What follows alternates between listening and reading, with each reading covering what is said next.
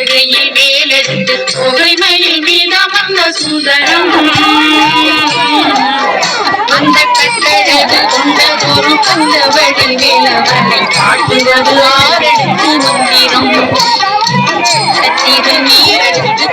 கையில் வேலெடுத்து புகைமையில் மீதமர்ந்த சுந்தரம்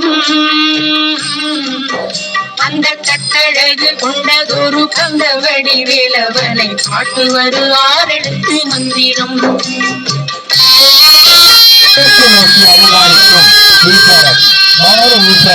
இது போன்ற அமைப்பு நாம் பார்ப்பது